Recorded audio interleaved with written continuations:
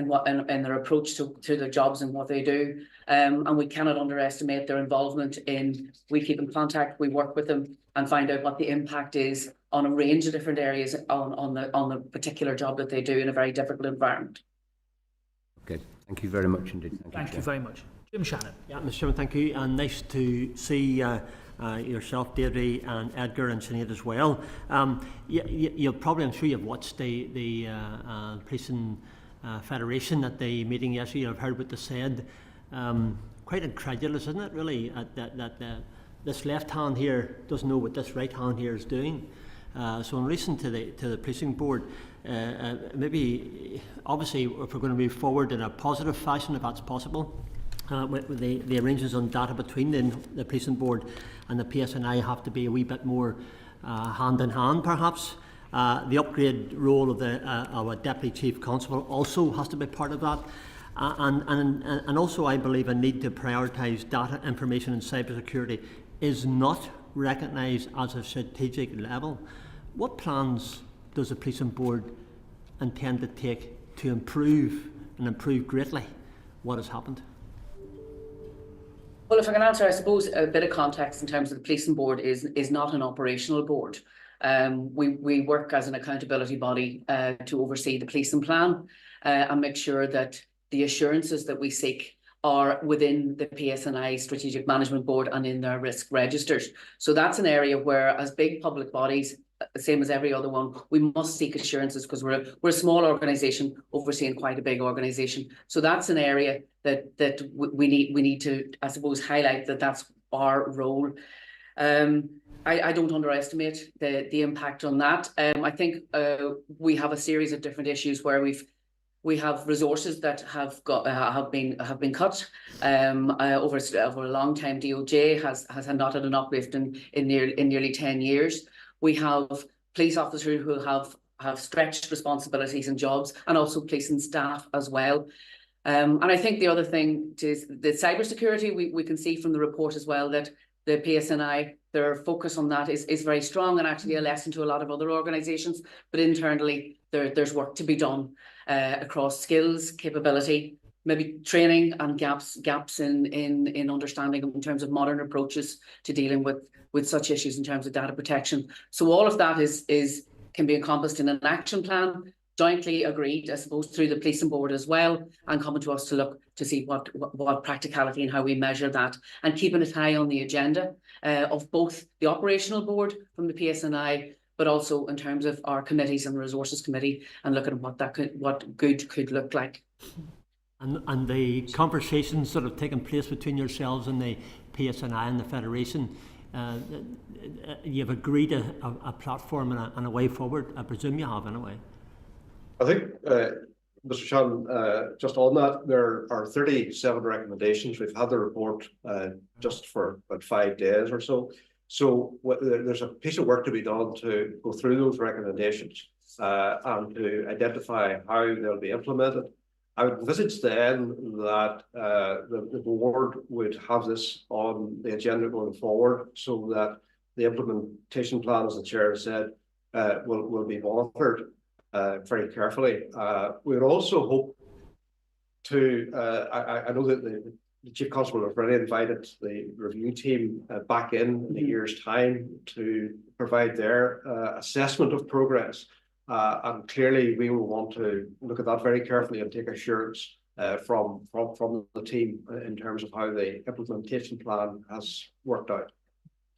If I could just add, in support of my colleagues, in terms of our monitoring, I mean, the report makes a clear recommendation that there should be KPIs and a reporting regime between PSNI and NIPB. So part of the implementation plan and our monitoring of it will be developing along with PSNI what those key performance indicators should be. And then, as the Vice Chair says, we will then integrate that into our committee structure as appropriate. The board The board oversees and monitors recommendations regularly. We have human rights reports, we have SIGINI reports from other bodies. So we've got mechanisms for funneling that work through our committees. But I think, as the Vice Chair said, I think at least for a period of time before we integrate it into business as usual, we want to continue to treat it as a critical incident and keep it on our board agenda for a number of months yet. I've got the permission of the chairman to in relation to police pensions. I make the comments and I'll expect you to come back to me. Regulation 40 of PSNI injury benefit regulations 2006 states that the pension of a police officer under these regulations shall be payable in respect of each year from the date of his retirement, as qualified by Regulation 10.2. Any period before the officer becomes disabled. What is the Northern Ireland Police Board's understanding of the process by which board determines the date upon which the applicant became disabled? Secondly, by what process does the board's resource committee arrive at decisions in relation to retrospective injury on duty awards? And thirdly, the board's business plan outlines 4 key objectives. Number 4 describes the objective as to deliver independent, fair and transparent processes for former and serving officers in line with police pension, injury benefits and appeals legislation. To what extent and by what means is the board achieving this? And fourthly and lastly, it has been stated that the board is facing considerable financial challenges at present. To what extent has this impacted upon the board's approach to deciding whether or not to grant a retrospective injury on duty award? I've been in touch with you over this matter for some time. I suspect it's the last reason. You can't hide behind financial challenges on what is right and what is wrong.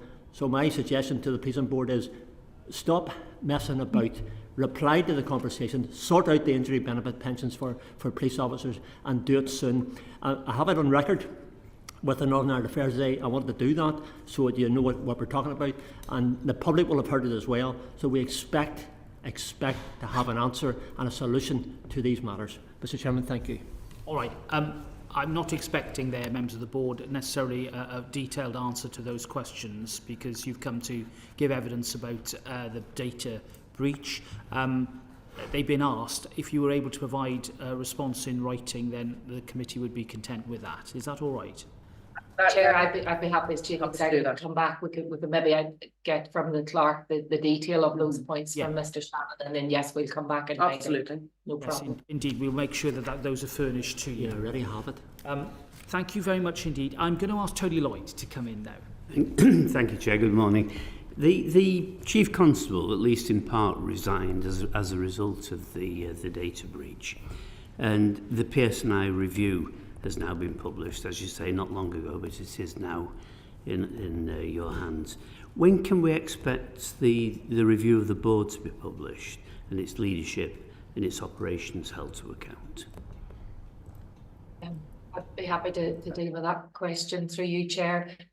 So the board, in the aftermath of the Schofield judgment, as the member rightly says, number of issues that they wanted to focus on. I mean, obviously in the immediate aftermath of the previous Chief Constable's resignation, we were focused on bringing stability to the service through the appointment of an interim and then a substantive Chief Constable.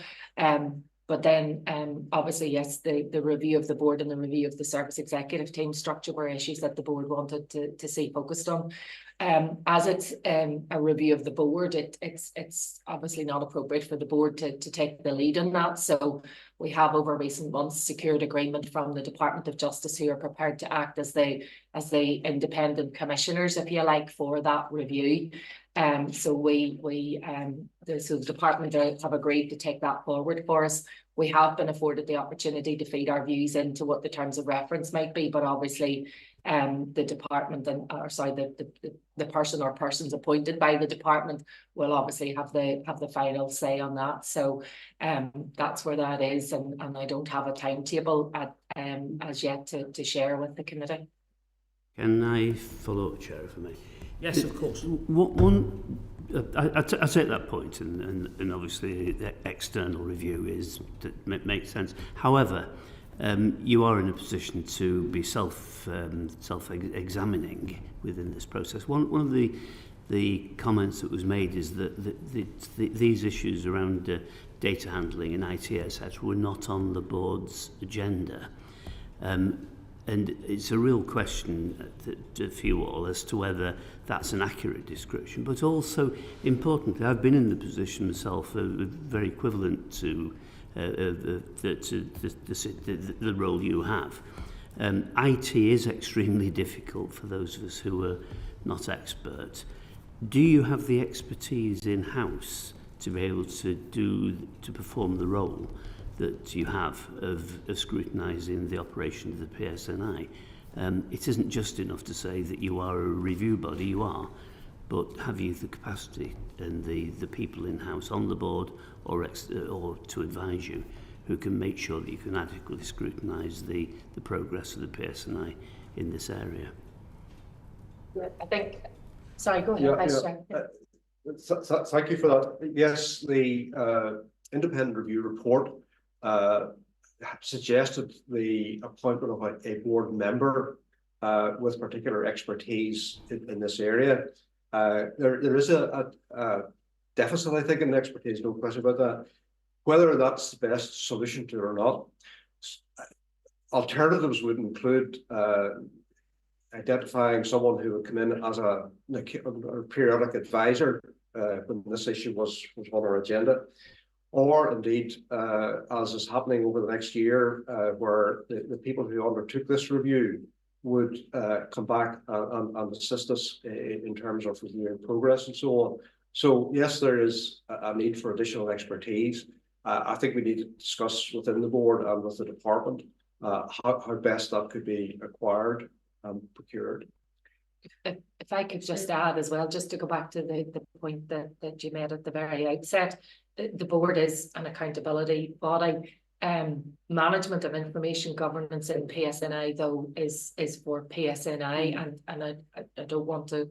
I mean, the board is the report is very much about a collective responsibility, and the board is absolutely in that space. But just to highlight, in terms of the point about information management, data management not being on the board's agenda, the board, as the accountability body, derives assurance from the internal mechanisms within.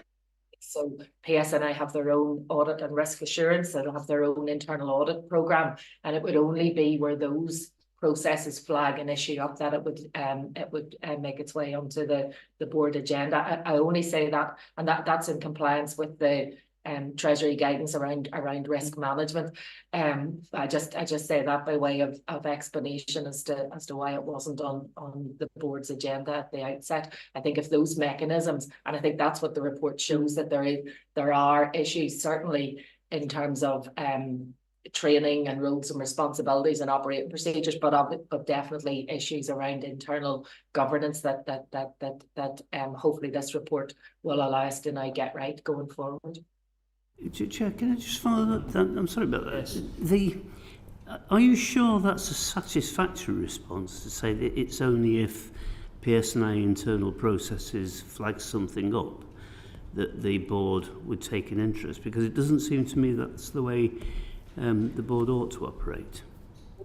So I mean, it's not so we've got first of all, I suppose the primary objective of the board is to hold the PSNI to account for the delivery of efficient and effective policing, and we primarily do that through our policing plan. So we go out and we consult with the community, and we identify what the priorities and priorities are for the community in Northern Ireland, and that drives the content of our policing plan. I suppose then, in terms of the work of our committees, those are driven by our statutory functions, such as our human rights monitoring.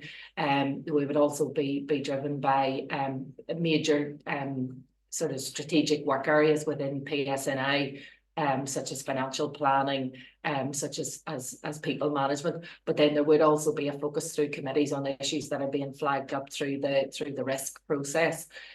So I wouldn't want to suggest that the only way in which things make its way onto the agenda is through that sort of risk management process. There are those other range of means by which they can come onto our agenda. And Thank you I would add. Yes, Chair. Yes, no, I would just add in terms of board oversight as well, there are a range of different mechanisms across the different committees as well that touch on data and information governance in terms of the HRA privacy and policing report, for example. There are a variety of human rights reports that touch on individual protection of data and community protection of community data or data that's held. So there are a range of areas there that we scrutinise the PSNI from the corporate plan on a couple of different reports there that are reoccurring right across the committees. Thank you, Chair. Thank you. Thank you. Claire Hannah. Thank you very much. Appreciate the engagement with us. Just looking at the report overall, just want to clarify, are you satisfied with the timeline of the incident specifically? And are there any questions that you think haven't been either addressed or satisfactorily concluded on in relation to what happened in those few days in August? I suppose the timeline, it was a critical incident we had to react to very, very speedily across a range of different partners and a range of different bodies. And it was appropriate that everybody was engaged, primarily, of course, the people who are affected, most and foremost, and we cannot underestimate that. So yes, the report, as soon as we could physically action responses, they were done. We've had a range of meetings between August to now, collating the board together to make decisions collectively, which is their responsibility to do. We've had over 20 meetings across official meetings, never mind committee meetings, to be able to action a range of areas. So you can appreciate, I suppose, in terms of getting things done properly in the right order, in the right way, so that this can be an effective process that can be measured and monitored, and that decisions are made at the right time. So there are 37 recommendations. I suppose sorry to talk over you. I suppose I just wanted to confirm that what the report sets out happened in the run up to and the incidents itself. Are you satisfied with the explanation given of the issue around closing tabs and deleting tabs and all that? Are you satisfied with the explanation? And is there anything else you would have liked addressed in the report? Well, I think the situation, I think, from the report from the author as well, you can see there were a whole range of different areas across a range of different teams and parts of the organisation that contributed to this. Not one necessary area that is at fault. There's a lot of learning across this area that can be there for a lot of other organisations as well.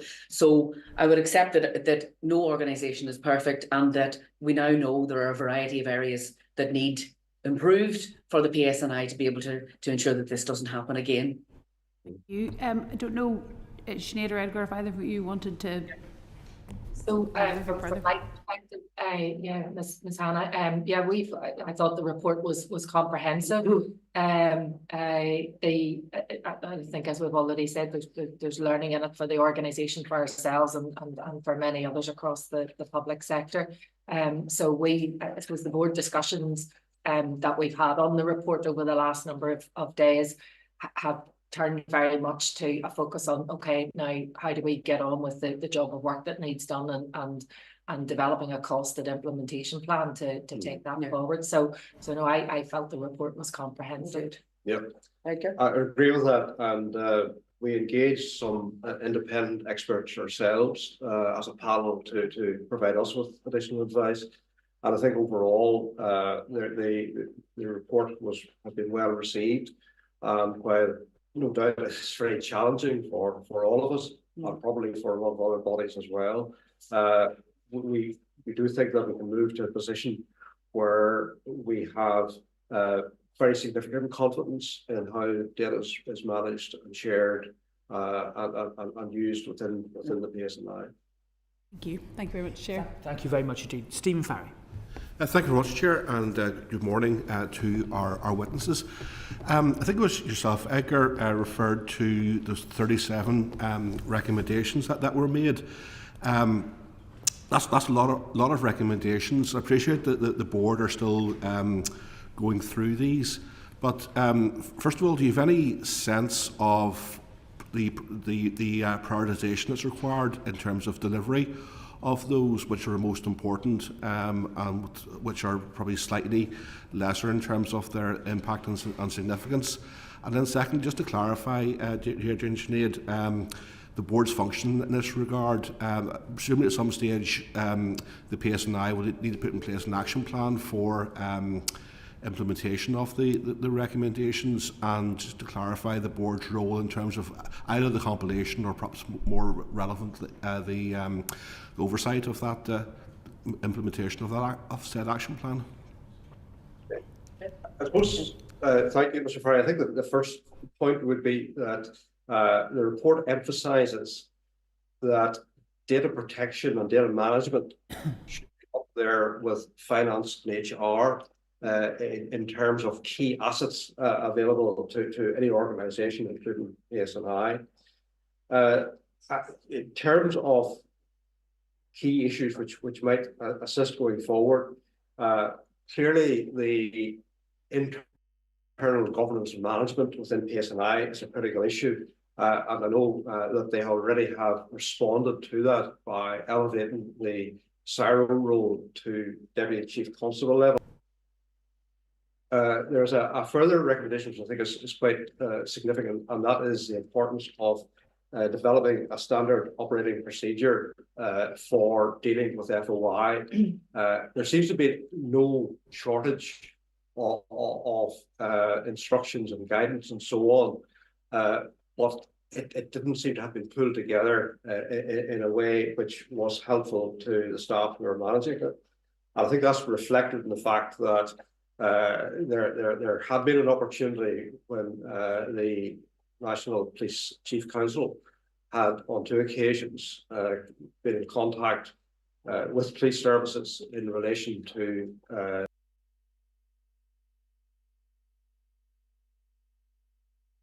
wasn't implemented. So that whole governance issue, the standard operating procedure, I think are 2 of the matters.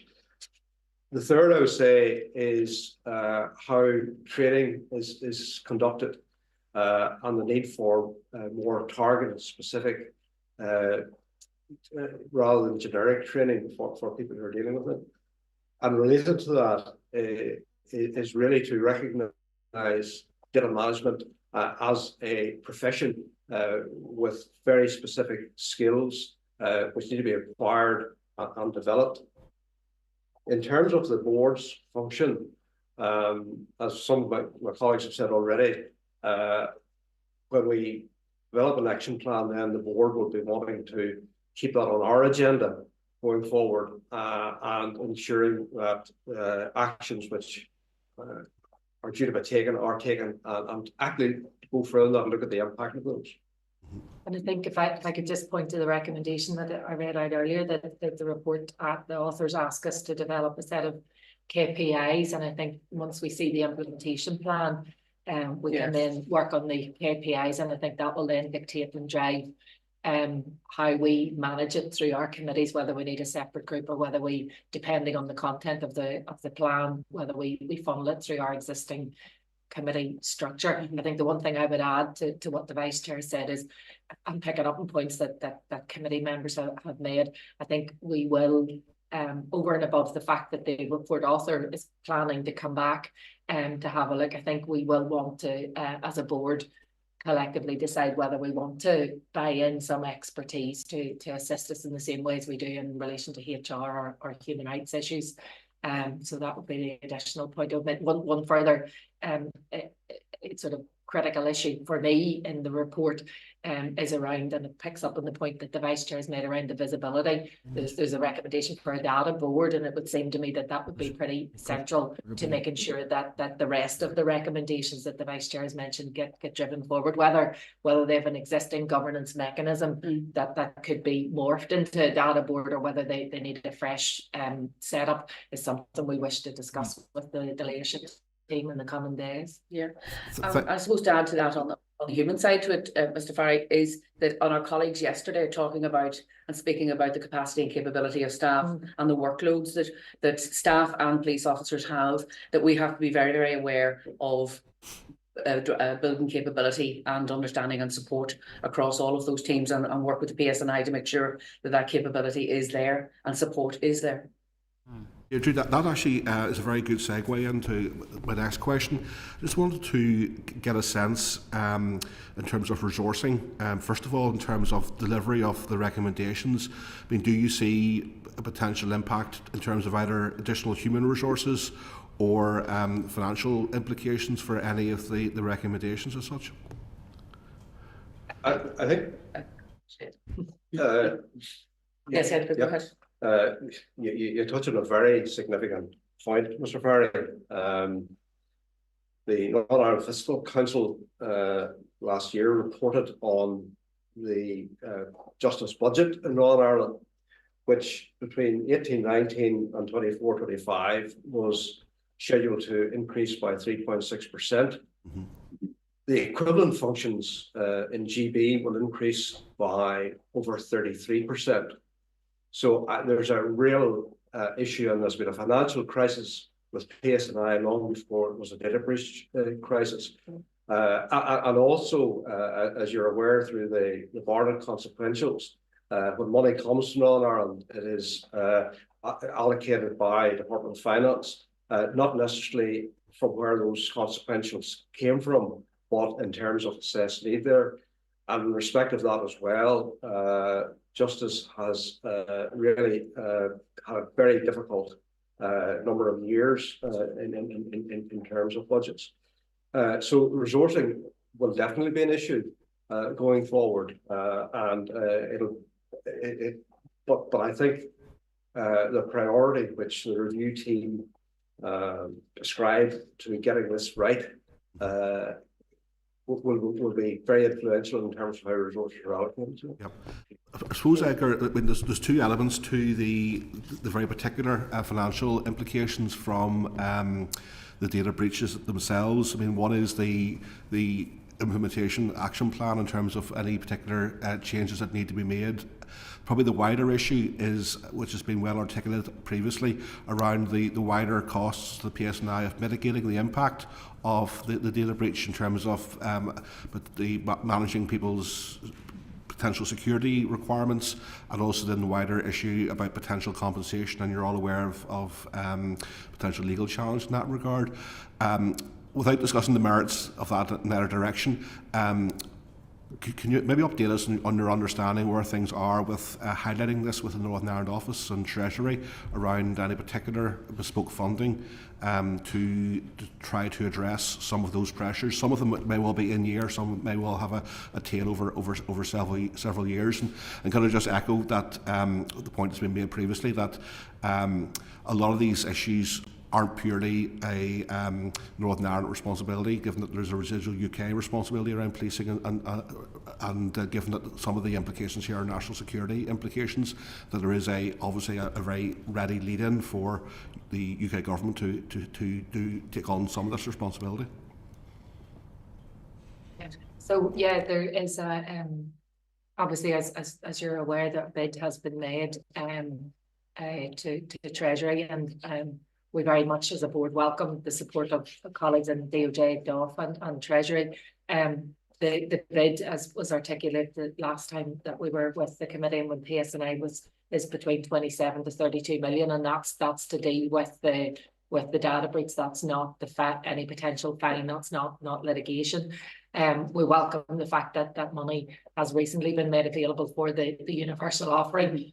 I mean, obviously PSNI had to take some measures for particular cadre of staff in the early days afterwards, but this universal offering will now allow them to deal with the more general issues that people have.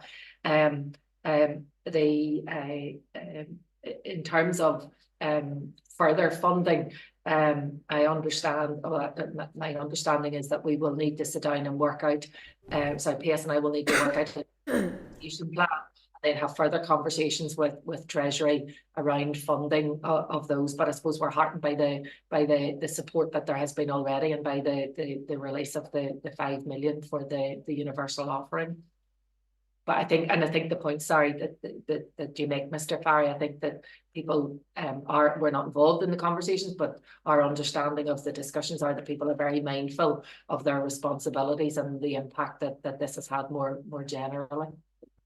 Thank you very much. Okay, thank you, Chair. Thank you. Carla Lockhart. Thank you, and thank you to the panel for your comments this morning. I would just want to be associated with the comments of my colleague, Mr. Shannon, in relation to the retired injuries benefit payment.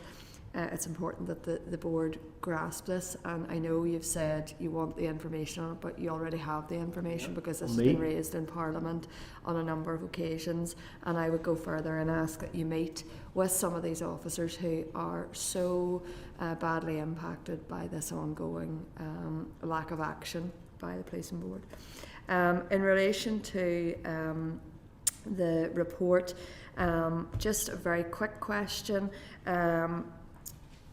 I think in my mind one of the big things is that the PSNI's handling of data, the issue has been that they haven't transformed their systems or their estates. So what in your mind as a policing board can you do to help sort of facilitate that transformation of systems, because ultimately we're still dealing with policing that was kind of 20 years ago, and we all know that things have moved on. I know even in my own constituency and as an elected representative, you know, the way that people contact, the way that people use now technology is just so much different. If you take a constituency office, you know, 20 years ago it would have been a drop-in, it would have been a walk-in. Now it's, you know, through Facebook, it's through social media, it's, you know, instant, it's overnight, it's all the time. So what do you feel should be done more between policing board and policing to try and transform our services? I think, thank you, Glover. First of all, I would say, while there's a lot of work to be done, I think we do need to recognise that significant change and transformation has taken place over recent years. I mean, currently, as you say, the contact is different than it was 20 years ago, but our contact centres are dealing with something like 500,000 calls every year. They're dealing with about 20,000 999 calls every year. They take a domestic abuse call every 17 minutes. So there's technology has been really very, very important in assisting them. And there's been a rollout of secure laptops, which allowed officers to report directly rather than having to go back into the station again. So a lot has happened, but there's a lot to happen yet. And one of the areas which the report focused on particularly was the HR system, the SAP system. Now that has been patched and changed and modified over the years to a point where it is really beyond its normal life cycle. So I think in terms of technology, that's one of the areas that will need to get priority, and that the board will be wanting to keep on top of as things go forward. Yeah. But again, I'll just stress a point which is made, I think, by the chair and others, that the operational responsibility for all of this lies with the PSNI and with the Chief Constable. And it's just another dimension of the importance of ensuring that our police service is resourced properly going forward. If I could add just 2 points, I suppose the parts of the report, including some that the Vice Chair is referring to, the replacement of SAP and the use of the data warehouse, the building foundation section of the report. I think those are the bits of the report that are probably transformational, but are probably also, there's a large price tag attached to them. So I think what the board would want to be doing would be understanding PSNI's business case to change and transform, and to then, when we're satisfied, be supportive of those business cases. And I suppose the other point in terms of, and it might not be quite in the transformational space, but then in terms of helping to improve anyway, there's a lot of work going on nationally through the NPCC, and you can see smattered throughout the report a number of references to PSNI engaging and utilising some of those networks that are there, and some of that I've heard others in policing refer to it as almost free consultancy. So we'd want to make sure that that's tapped into. Thank you, Chair. Thank you. I just want to ask a final question. and I appreciate the difference between strategic oversight and operational responsibilities, but sometimes there is an overlap, because sometimes the operational matters are reputational for the entire force. And there's a big question, isn't there, underlying all of this, not about the process by which people understand Microsoft, but why in the first place are there so many FOI requests, and so many FOI requests from members of the very same force? As a board, have you asked questions about that? If not, why not? And here's a suggestion. Could that not be a theme for you to explore proactively with the PSNI, with an aim to reducing the overall number of FOIs in the first place, and frankly dealing with the question of trust between officers and the senior police that we hear so much from the evidence that has come before us thus far? I think your point is well made, Chair. I think all range in terms of the policing plan, there are a lot of areas there that can touch and support those areas in terms of why those FOIs are coming forward. It's a very legitimate question that have been discussed across committees, and I welcome that. I welcome that thought. But on another area, if you're talking about the actual report itself, talking about the culture and the data and the skills and the talent, there's a link there. In terms of how the board scrutinises that across HR, skills and abilities, and the different cultural audits and the different sort of areas that we examine across the work that we do, which will support and enable this. I think the Federation people yesterday actually were very helpful in this regard. And a lot of the FOIs seem to arise almost as a precursor to an industrial tribunal or whatever. And part of the answer to that, I think, is a more aggressive publication scheme. Yes. Where it actually means you don't need it. The caution I put in there is that very often in competitions you're dealing with relatively small numbers, and the risk of disclosure of individuals is obviously something that is taken into consideration normally in FOIs, but particularly around small competitions. Yes. If I could just add, finally, Chair, that in our conversation that we had with the members of the senior team last week, I think they already take on board the fact that 20% of FOIs from their own people about their own processes. Now, notwithstanding the point that the Vice Chair has made, that I think they very much are on the page of wanting to find a way of getting some of this information out. It would be good practice in an open, transparent organisation. So I think it's already on their radar, and I think absolutely when we're looking at the KPIs, we'll absolutely take on board your suggestion, Chair, of a reduction in FOI numbers overall. Yes, and I think you could have a really constructive, proactive role in holding the PSNI to account in year-on-year reduction in FOIs because of the publication of information that by dint of it being, answered by FOI is in the public domain anyway, or should be. That's great. Yeah. Thank you. Very good. Well, thank you very much indeed to board members for the evidence. We're grateful to panel one.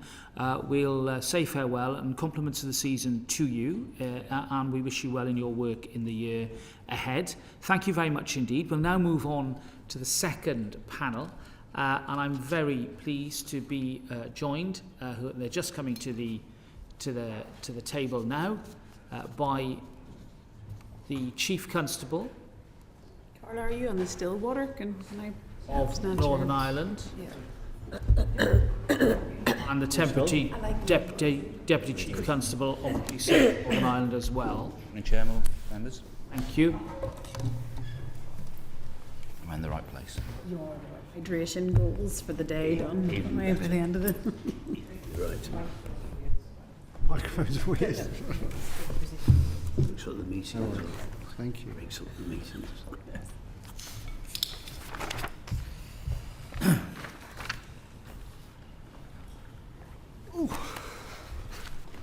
Thank you very much indeed. We're very pleased to be joined by John Boucher, the Chief Constable of the Police Service. Welcome back, Chief Constable. And Chris Todd, the Deputy Chief Constable, as well. Welcome back. We're grateful to you both for coming directly to the committee. I think, Chief Constable, you wanted to make a brief opening statement before we started asking questions. So it's your opportunity to do so now. Thank you. Thanks very much, Chair, and thanks for the invitation to both me and Chris to come here this morning. So, very briefly, in spite of the serious matters that we're here to discuss today, I just want to start by saying that I am absolutely delighted to be here as the Chief Constable of the PSNI, an organisation that I've admired since almost the very beginning of my career in 1983, and it's a genuine privilege to be here. And what I've seen so far in the organisation in the first short months is extremely encouraging about the day-to-day work that they provide. I've been getting out and about and speaking to colleagues, and we'll talk, I'm sure, in questions about some of the issues with regards to the data breach and how that's felt for those colleagues. But by and large, the reaction by the men and women of the organisation has been incredible in the way that they have displayed stoicism, incredible resilience, and a determination to continue delivering public services for the people of Northern Ireland with, I think, the best policing that is seen currently in the UK. And that's in a context of a very complex and challenging and uniquely dangerous environment for policing in the United Kingdom. We are an armed service for a reason, because of the threat that our officers face day in and day out. Only yesterday evening, I was out with John Caldwell and his family, and it's very sobering to think of what happened to John only in February of this year, when he was attacked in front of his son, whilst he was simply taking a football training session because he's a police officer in the PSNI. The impact of that incident on our staff was considerable, and then obviously with the data breach and the links to people's details being shared in the way they were, had a significant impact on the organisation. And I'm sure we'll get into that with regards to the questions. I'd just like to additionally say, in response to the report, and I mentioned this when I spoke about the report on Monday, when it was released and I was with the policing board, we have set up a data board. The chair of that board is our CIRO, who is Chris Todd, who is the Deputy Chief Constable sitting next to me. The report highlights some really significant issues, and I want to reassure this board now that I take those issues very seriously, very personally, and I'm determined to make sure that we see through those recommendations. I've already got an agreement with the author and the review team that they will come back and they will review how we've responded to that report and the recommendations that have been provided. And they've agreed to do that to assist us. One thing I want to mention, though, about the context of where we currently are in Northern Ireland generally and the PSNI, and that's with regards to the backdrop of talks ongoing at the moment around trying to resolve some of the issues that mean we don't have the executive sitting in Stormont. What has welcomed me when I've taken up this post is the most severe financial crisis, not just facing the PSNI, but public services in Northern Ireland. The PSNI is at its lowest ever levels of police officers. A number of different reviews have been conducted, of course, beginning with Patton, around what the PSNI headcount of police officers should be. Generally, it's been accepted that's around 7,500. That was also set out in New Decade, New Approach. In fact, an outline business case was agreed by the Department of Justice for that number of officers to be provided for. The Good Friday Agreement requires that. We as an organisation have subsequently done some work to make sure that there is a modern focus on police officer numbers. And all of that work, and there have been a number of iterations of it, come in at around 7,000 to 7,500 officers. In March of next year, we will have 6,358 at a maximum. We lose 60 to 70 people a month through the attrition of retirements and pensions, but there is another flow of officers now leaving because I think cost of living crisis, the pay issues in the PSNI, which I'd like to get into in questions, the data breach, the challenges of being an officer today. There's some cultural issues that have been identified in recent cultural audit. And finally, and not least, of course, the threat, when you think about what happened to John. And these people have families. This isn't just about the officers and staff. This is about the families who support them. So, you know, I am determined to make it very clear to everybody that the strategic priority for this organisation is to be properly funded, which feeds into this report and what we need to do to address the recommendations. And I noted with interest the Lady Chief Justice's speech earlier this year, where she described the increase in health budgets in the last 12 years at 70%, just under 70%, the increase in the educational budgets at 45%, but the increase in justice has been at 3%. Now I have, and I want to make very clear, every sympathy for the health sector, their fellow public servants, and you know, they have my absolute admiration. There are key and critical issues in education. But the PSNI is the emergency service of last resort for everybody. When you consider what happened on the 23rd of November in Dublin, we know that public disorder traditionally has occurred in Northern Ireland. If we go down to the numbers in 2025 of below 6,000 officers, it doesn't take my professional judgment as the Chief Constable to reach the conclusion about how difficult that's going to be for us to police Northern Ireland, with the unique challenges that are there, specifically with regards to the threat and the history. So I want to make that severe position very clear to this committee before I go any further. The last thing I would say, and I mentioned it at the beginning of this opening, last night I was with police officers in Omagh. Every day I speak to officers, rank and file staff. Their commitment to policing in Northern Ireland is something, and I have got some service in the police force, that I've not seen before. It's remarkable. They will go above and beyond to make sure that communities in Northern Ireland, all communities, are kept safe. But we've got to give them a wage that means that they can do that job as professionals. And we've got to support them. And that is one of the things that we intend to do through the findings and the recommendations of this data breach, and much more with regards to how we can make sure that they feel valued. They're certainly valued by the senior team. They're certainly valued, I'm sure, by this committee. And I'm very clear that they're valued by the communities in Northern Ireland.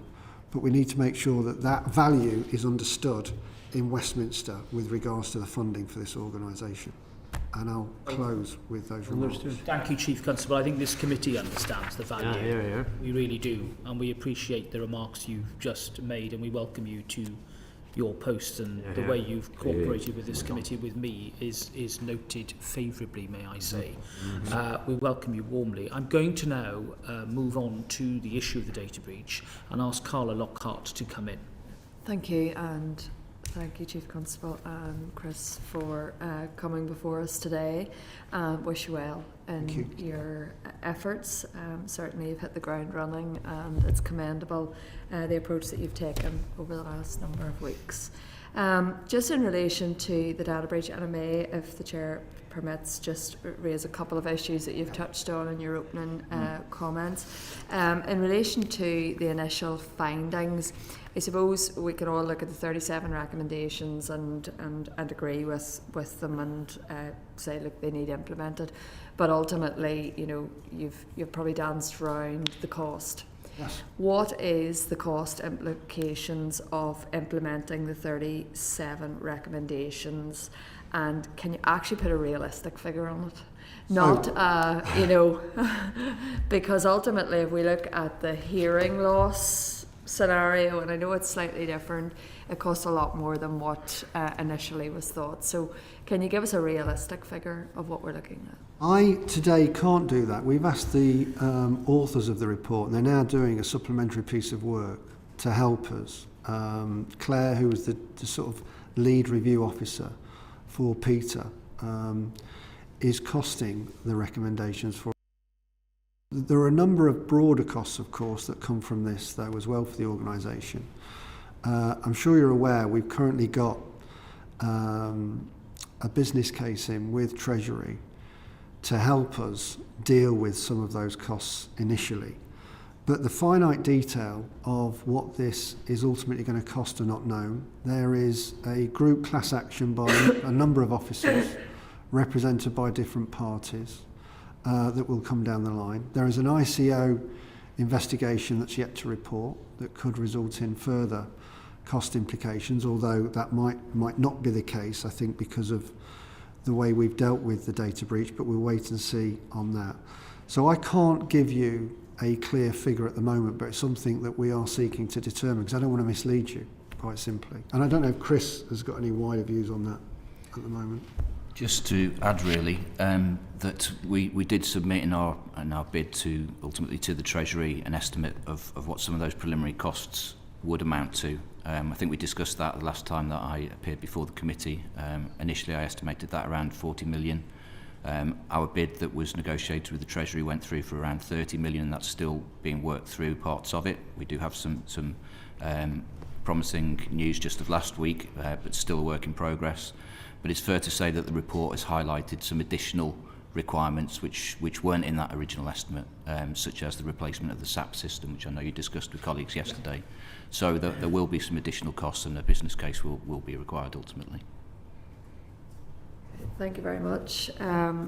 And have we an indication as to when a report will that sort of secondary report will come forward in terms of costings? Well, we're trying to get that work done as quickly as possible. One of the things that the report showed, so there are things in the report, almost secondary elements to some of these recommendations. Firstly, the prioritisation of data security. You know, in Northern Ireland, we're extremely good at physical security. I think with modern technology and the way organisations now collect data, and we discussed this, myself and the author of the report, and it's set out in the report, I have said that every police force in the country needs to read this report and understand the recommendations and apply our learning to their own organisation.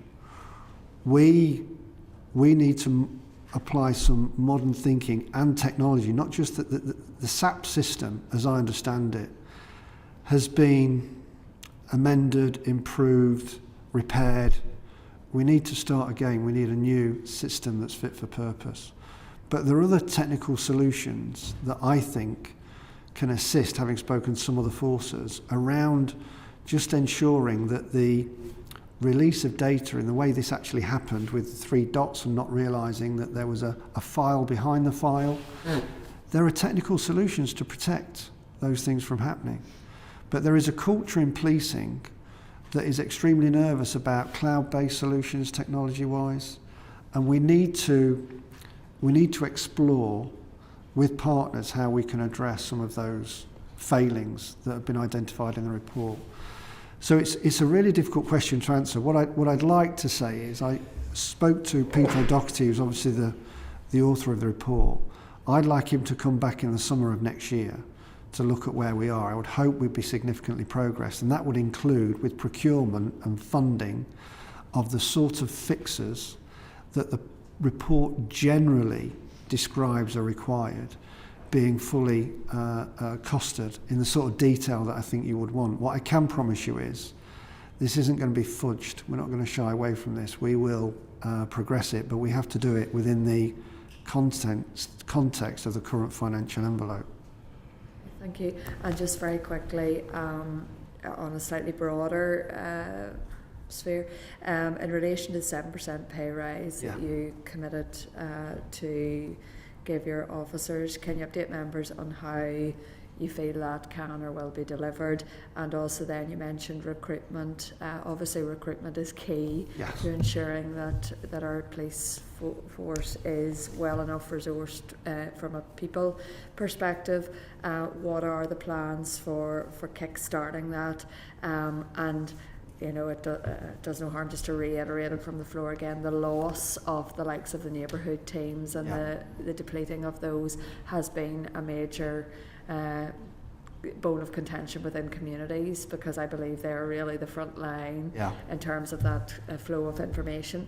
So just keen to understand what your thinking is around all of that. So firstly, thank you for the question, because this is an underlying issue for all of what we're speaking about today, I think. So the 7% pay rise, what I have said is, when I'm told by the Department of Justice, Department of Finance and the Policing Board that we can't pay the 7%, I'm saying the conversation is not that, it's how do we pay it, okay?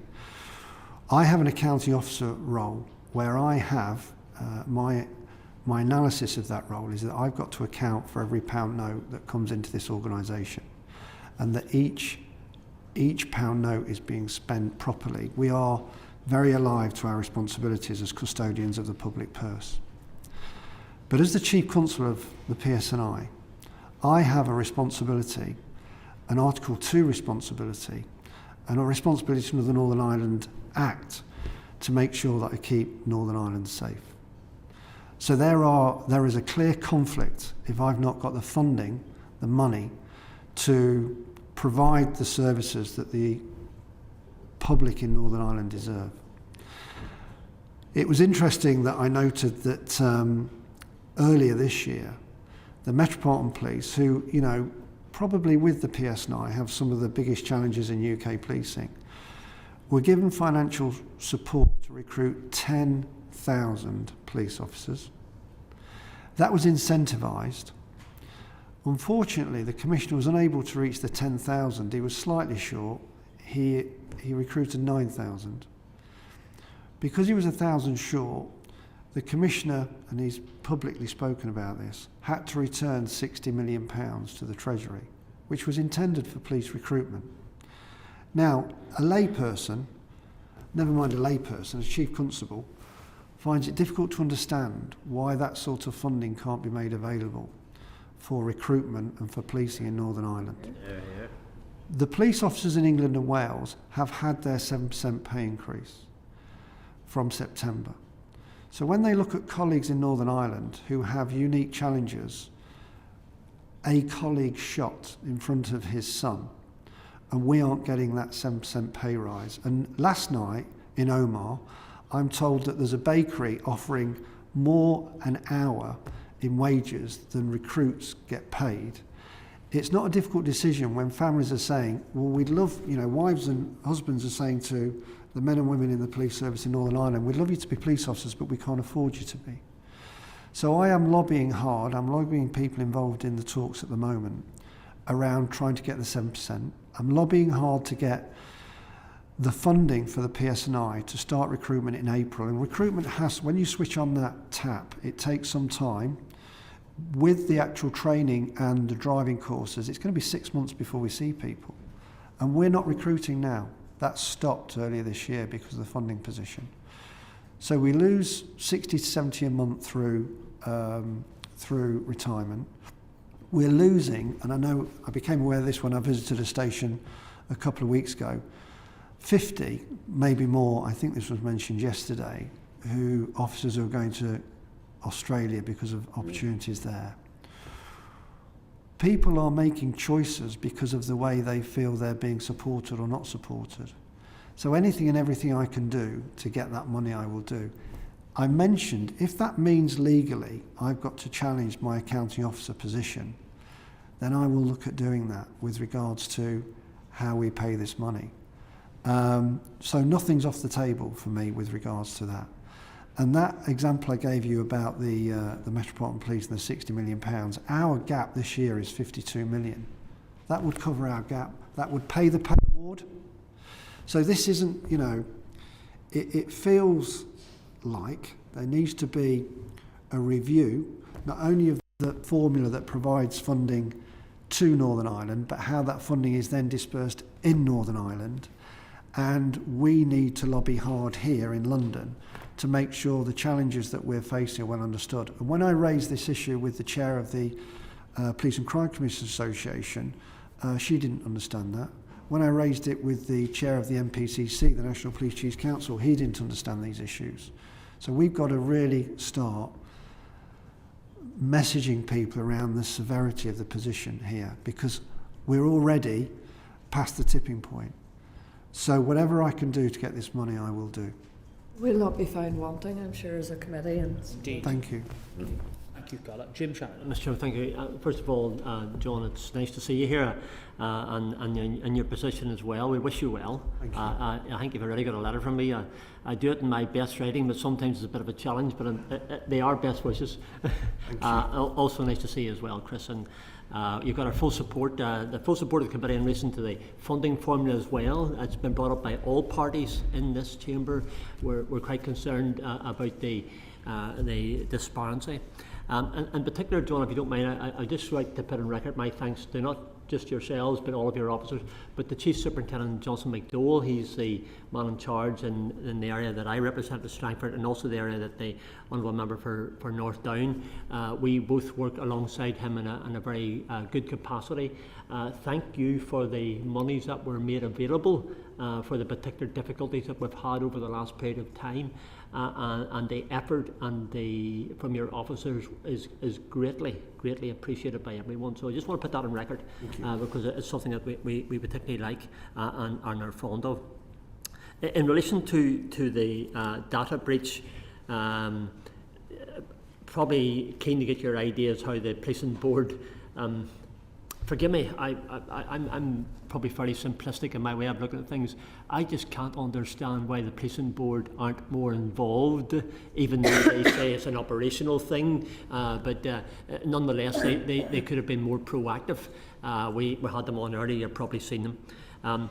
I'm more concerned about the impact upon the officers, those who have come to me, those who probably didn't even tell their families or sometimes their close friends. That they play sport with, for instance, as an example, or socialise with, the job that they do, and then found out when they didn't tell them, everybody else seemed to be aware of who they were and what they did. So the impact of the data breach is incredible. I know that you'll understand that, and your also the impact of the data breach and the trauma on their health. Secondly. Both those who were serving officers and those who were retired, because there seemed to be the knowledge was quite widespread. Thirdly, in relation to the monies that are necessary for those people who felt under such personal, physical, emotional pressure had to move house. I'm just wondering, again, has that money been made available? And if not, the committee and the chair in particular would be very keen to nudge that along the way.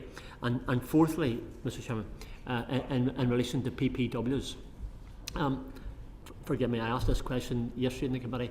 Can't for the life of me understand, Chief Constable, how some police officer applies for a PPW, has extreme circumstances which are well laid out, applies, doesn't get it, goes through the appeal process, still doesn't get it, and I have to hand, as the process is, that to the Secretary of State for Northern Ireland, get him to look at it.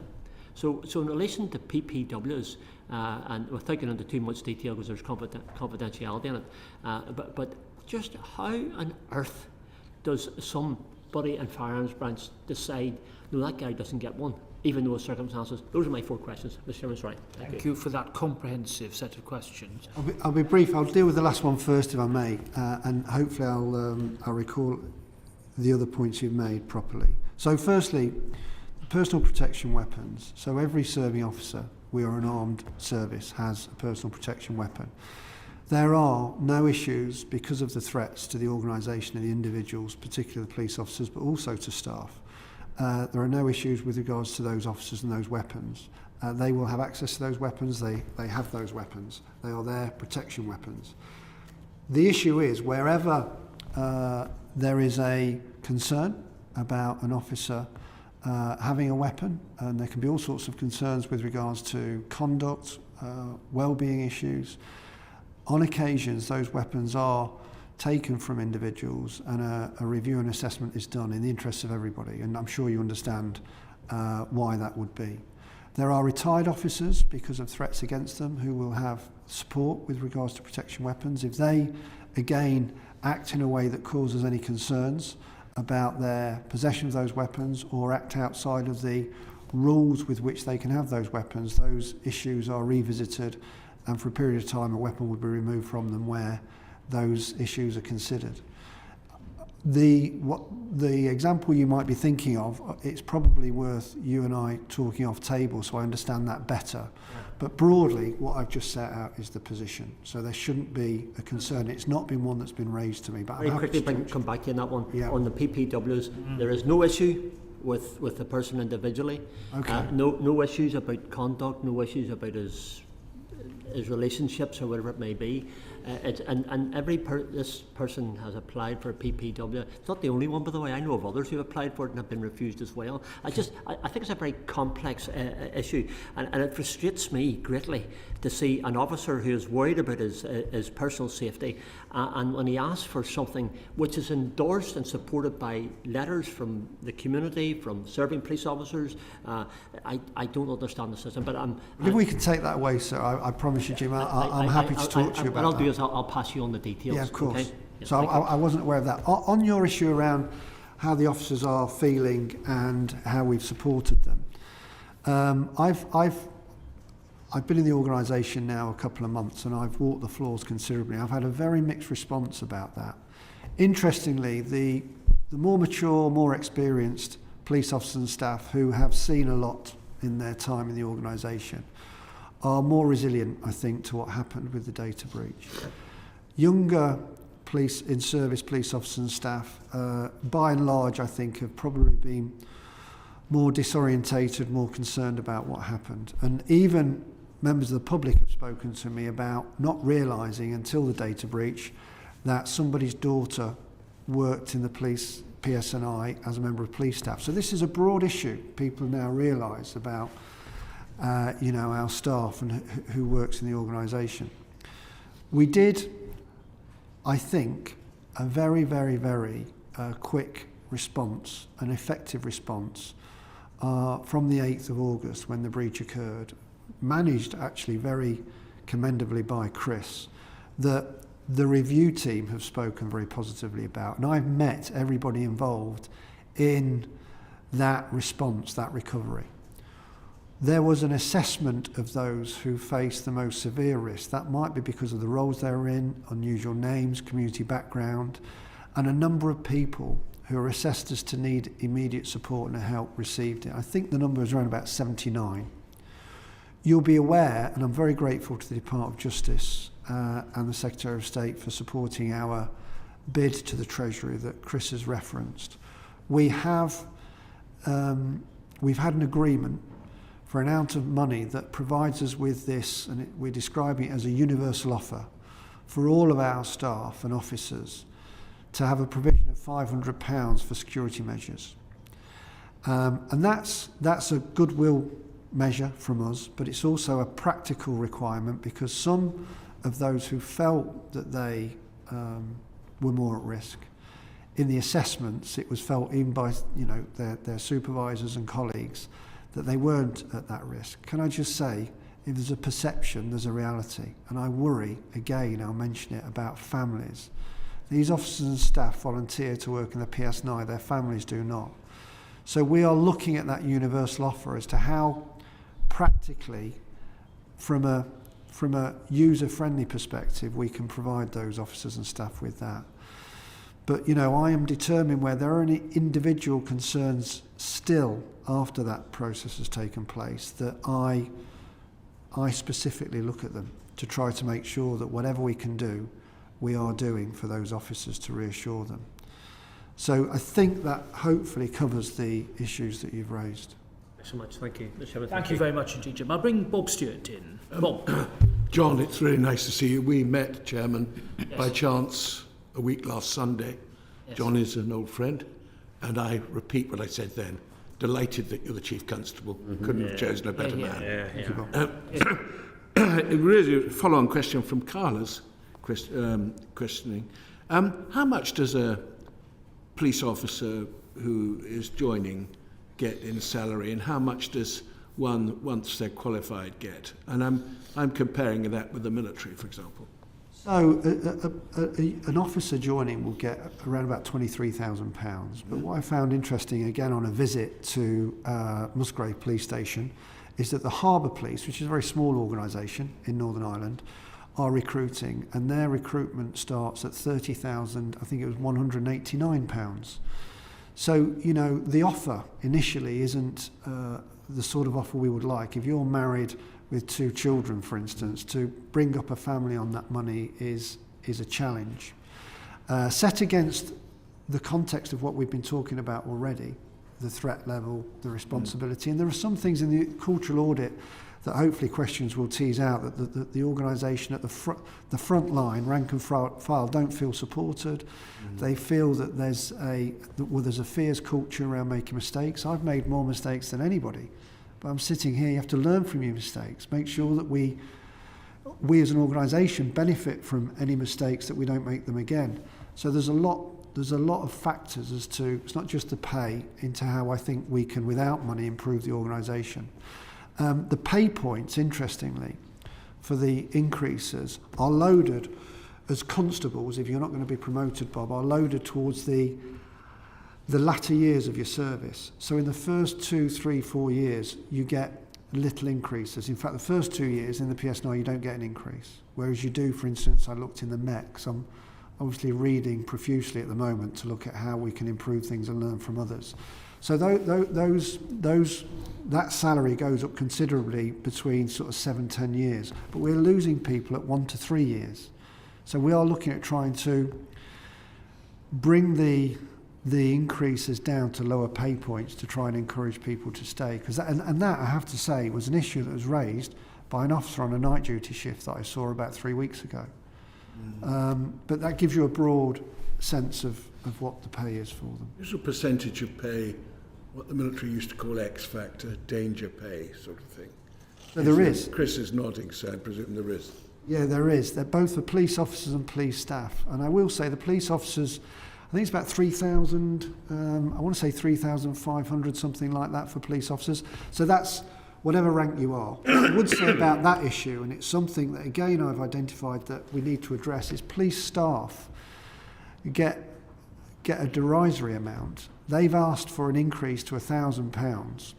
That was promised, I think, as long ago as 2019, agreed, and they've still not got it. We've got a hell of a lot of police staff as well, you know, in PSNI, you know, so I'm really glad you made that point, because they're at a lower level, Chairman, than the police officers who carry the warrant, and actually they have exactly the same problems. Anyway, that's my only interchange. Thank you. Claire Hannah.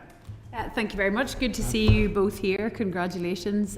It is a big job at a challenging time, but I know certainly as a committee and definitely as a party and constituency representative want to be very helpful. It's a little bit off topic because you proactively answered my question about IT, and Jim has set the pace by talking to you about pensions.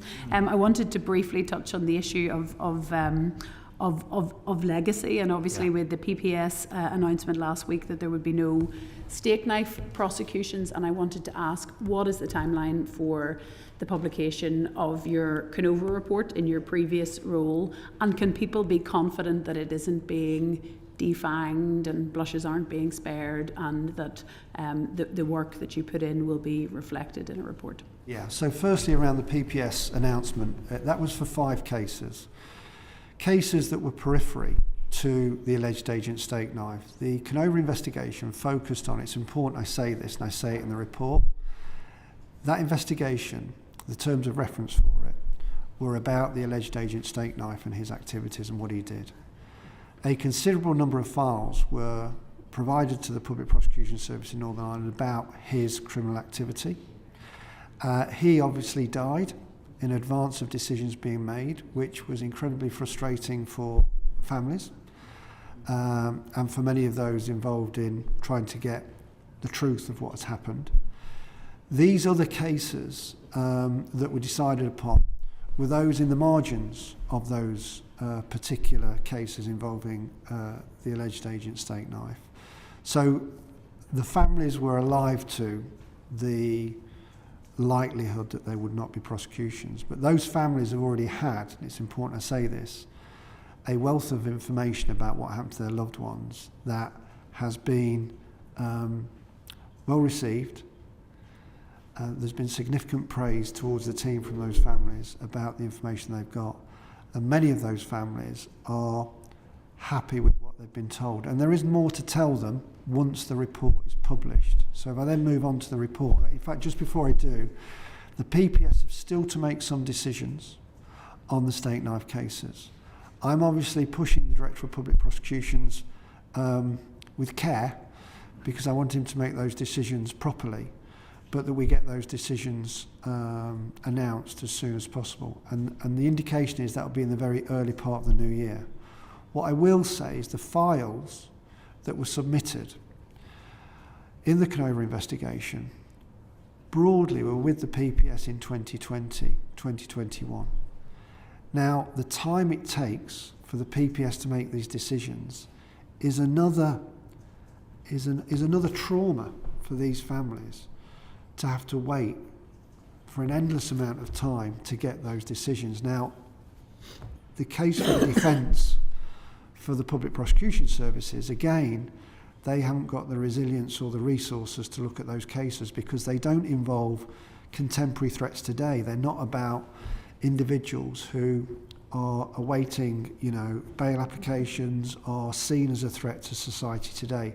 So they get put in a lower priority. But that is still, and I understand that the Director of Public Prosecutions has sought additional funding to deal specifically with the Canova cases. I understand his dilemma, but that really is unacceptable. With regards to the report was submitted by me to the PSNI in advance of me taking up this position. The report can't change. I have recused myself from the Strategic Management Board process, which is the internal process that manages such issues as a public-facing report like the Canova report. Chris will actually manage that process. I've fought fiercely for the independence of Canova, so it would be wrong for me in this final phase of that process to be involved in the publication. I was the author in another role. I would expect the report to be published in the new year. I don't see any impediment to that, but the Strategic Management Board that will deal with those issues, if there are any, will be dealt with by Chris. I won't be involved in that process.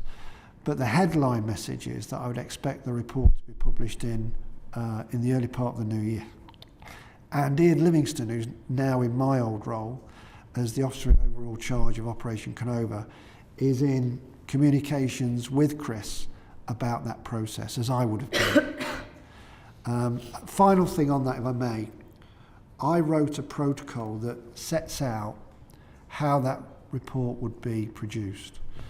Firstly, because some families were concerned that I would be influenced in the writing of that report, the Canova protocol sets out that I'm the author. Nobody else wrote anything. It is my report, every word of it. The next process was the maximalisation, where, also known as the representations process, where anybody in the report that is criticised or whose reputation will be adversely impacted by what's in the report, I notified of that position and gave them a right to reply. And that process took slightly longer than I would have anticipated, but it still happened in reasonably quick time, and I'm grateful for all of those bodies and individuals in responding in the way they did. But in April, May of this year, I called stumps on that, so we moved on to the next phase. The next phase was the security checking phase. To reassure this panel, this committee, the Cabinet Office managed that, and there is nothing in that report that in any way attracts any national security concerns. But the report doesn't pull any punches, it's very forthright about what we found. The final phase after that, pre-publication with the PSNI, is that the report goes to the Director of Public Prosecutions, to ensure there's nothing in the report that would prejudice any potential future prosecution. And the Director of Public Prosecutions has agreed that there is nothing in the report because it's thematic based that would do that. And then the report is passed to the PSNI for publication. That was all agreed in advance, the protocol. We followed the protocol very carefully and diligently. So we're right at the final end of that process. And as I say, I'd expect that to be completed in the new year. Well, if I may, and you're correct to set out, I suppose, the parallel issues. There's the issue of information to families, of course. There's the information or the issue of prosecutions, but there is also an issue around proof of concept that with thorough investigation, that information and truth can be arrived at, and that it should be arrived at, and that I have no doubt that you have written that without without political interference and in line with your conscience and where the evidence took you, and that can't be changed, and that is reassuring. Can we expect that report to be published in full there, and can people have confidence that this is, I appreciate what you've said about the timeline for publication, but should we expect it to be published in full, and can people have confidence that the truth is not going to be contaminated by potential political embarrassment? If I speak on that point, as Mr. Boucher said, he has recused himself from the Strategic Management Board, which actually would have been meeting today. It will now be meeting this time next week, but that's not an issue. It gives us a little bit more breathing time. So the protocol that was referred to, I expect that the Strategic Management Board will just like to assure themselves that the protocol conditions have been met. I'm picking up no indication that there will be any issues, but we do need to go through that formal process. It is stipulated in the conditions from the Policing Board and in the protocol itself. So we will follow that process. So hopefully we will get that through next week, and then we will be into Christmas. So likelihood will be the new year for publication. Thank you. Thank you, Claire. Thank you. Stephen Farron. Thank you very much, Chair, and good morning to John and Chris. And John, also pass on my congratulations on your appointment, very well deserved. Before coming back to the specifics of the data protection issue, I just want to ask you a more general question in terms of excuse me, your priorities for the police service, and in particular reflect on what I sort of perceive as being perhaps the biggest challenge for Northern Ireland, which is touching on the issue of confidence in the PSNI, which probably relates to the ongoing reality of paramilitary activity across Northern Ireland. You appreciate the committee's doing an inquiry in paramilitarism, and hopefully that will report soon in the new year. Obviously the paramilitary task force is doing great work, but there's still a lot of complaints we receive around, from one end of the spectrum, the proliferation of flags and lampposts marking out territory, through to coercive control in communities, to drug dealing, organised crime, and the expulsion of people from their homes under paramilitary threat. Obviously issues around the law and resources are issues here, but what is your perspective on how the PSNI can better respond to that type of situation across Northern Ireland? Well, firstly, I visited the task force. I've sat down with all the different component parts. Obviously, we've got the National Crime Agency, we've got Majesty's Revenue and Customs involved, and looked at some of the end-to-end investigations to reassure myself that we are using every tool in the box to deal with these issues. Interestingly on that, and I'll only mention this briefly, there's a bit of a test case around an unexplained wealth order, and I'm keen to make sure that we utilise all of those financial, legal opportunities to challenge and impact on these paramilitary groups. There is a real priority for me because they impact so disproportionately in the communities in which they operate, whether that be through intimidation, drugs, that we have a meaningful plan to deal with them. One of the first groups I met deliberately was the Independent Reporting Commission, because I wanted to know if we were doing everything we can do to deal with paramilitaries. Obviously they produced their report very recently, very complimentary about the PSNI, I have to say, This goes into the point that was mentioned earlier about the importance of neighbourhood policing. You know, early intervention in those neighbourhoods of people who are being lured into paramilitary activity, often coercively. We have to have ears and eyes on the ground. That's why it's so important that we protect our neighbourhood policing. So that is the sort of the uniform, softer end of things, but the sophisticated side of dealing with these paramilitary groups. The term I often use, which people look at me and smile, is the lawfully audacious way that we come up with ways to take these organisations down, is something that I want to focus on. So I've already met with Graham Bigger, the Director General of the National Crime Agency. We're meeting again in the new year to challenge ourselves as to how we can impact more on those groups. So I just want to reassure you I'm very alive to what they are doing and how they're impacting on the safety of the communities in which they operate. Some of that comes down to funding again. One of the first things I was told, in fact it was my second day, we've got to have a 9% reduction in the task force. That means people. That means less policing, is less police officers is less policing. So, you know, we've got to make sure that it remains a priority. We probably are going to have to think more outside the box about how we deal with these organisations. It's quite a few years on now from the Good Friday Agreement. So there's some work being done that I don't want to go into in this forum because it would be inappropriate, but how we can tackle them in a more out-of-the-box way. What I will say about the work of the people involved in the task force, though, the data, the statistics about drug seizures, firearm seizures, the interventions they're doing, if you were to see those in London, it would make a significant impact on organised crime on the streets of London. It's another area where a lot of the successes really do go unheralded. And I just want to put on record again, and I didn't quite realise the amount of work that's been done and with partners to make sure that we tackle these groups. But we've reached a bit of a tipping point where I think we've got to take a new approach. We're in a different financial context and envelope about what we can do and what we can't do. But for your reassurance, that's a focus for me, and the organisation know that. Okay.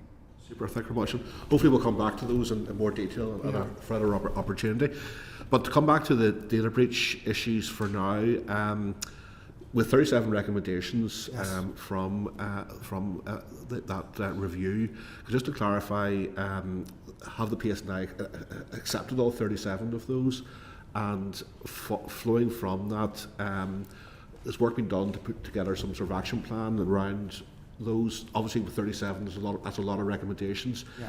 Is there work ongoing in terms of the prioritisation of what needs to happen in those regards? Some will be more significant than others, some will be more resource intensive than others.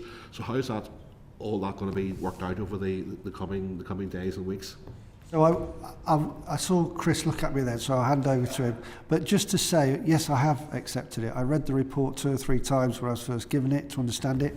Listen, there's a real leadership issue here. One of the things I've been asked previously about the data breach and the report since it's come out is around, you know, the blame game, the responsibility. This is a responsibility of the leadership of the organisation. This is an organisational failing. The individuals who at different stages, the report sets it out as you'll have read, had a part to play, were following the existing structures and processes. They have been involved tirelessly, working incredible hours to recover the position. So it's important that I make a note of that and a record for this committee. There is not going to be any disciplinary action against any of those individuals. Those issues have been looked at, and the conduct or misconduct issues have been resolved to the point that this is an organisational issue, and that's my position. This is about the leadership. And this isn't just about the PSNI. Any public body, any police force in the country needs to read this report, as I've said, to understand that if we don't prioritise how we look after data, and we look after some of the most sensitive data that any organisation will hold about vulnerable victims, rape victims, not just our own data about our staff. If we don't wake up to the risks of mismanagement of that data. And I would say this is the most significant breach of this type so far in policing because of the risk in Northern Ireland. If we don't wake up to that, then we won't give it a second chance. We accept the report in full. Chris is going to chair the data board that will see the recovery from this, and I have to say a huge amount of that work has already happened. So even the data that was leaked, it was devalued immediately by PIN numbers, rank details, or identification details being changed immediately, so that the value of that information to criminals would not be the same following the fact it was released because of changes that were made. We've also, of course, pursued anybody who's exploited the data with the full force of the law.